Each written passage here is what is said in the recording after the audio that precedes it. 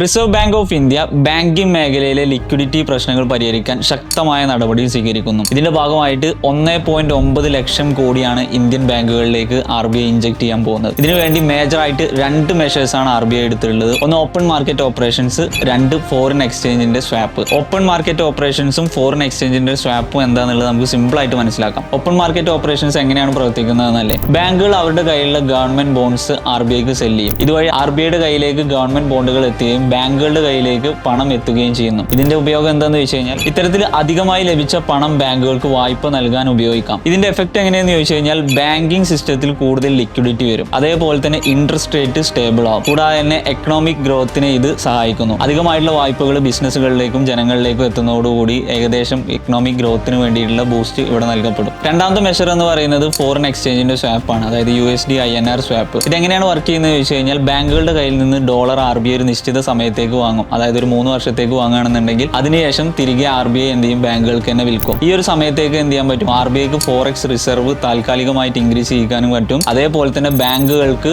അവരുടെ വായ്പ നൽകാനുള്ള എക്സ്ട്രാ ലിക്വിഡിറ്റി RBIയുടെ കയ്യിൽ നിന്ന് പ്രൊവൈഡ് ചെയ്യപ്പെടുകയും ചെയ്യും. ഇത്തരത്തിൽ 2 മെഷേഴ്സ് ആണ് ഇന്ത്യൻ ബാങ്കിങ് സിസ്റ്റത്തിൽ ലിക്വിഡിറ്റി ബൂസ്റ്റ് ചെയ്യാൻ വേണ്ടിയിട്ട് RBI എടുത്തിട്ടുള്ളത്. ഈ 2 മെഷേഴ്സ് വഴിയും കൂടുതൽ പണം പ്രൊവൈഡ് ചെയ്യുക അല്ലെങ്കിൽ ലിക്വിഡിറ്റി പ്രൊവൈഡ് ചെയ്യുക, ബിസിനസ്സുകൾക്കും ജനങ്ങൾക്കും വായ്പ കൂടുതൽ എത്തിക്കുക എന്നുള്ളത് തന്നെയാണ് ഇതിന്റെ പ്രൈമറി ഫോക്കസ് എന്ന് പറയുന്നത്.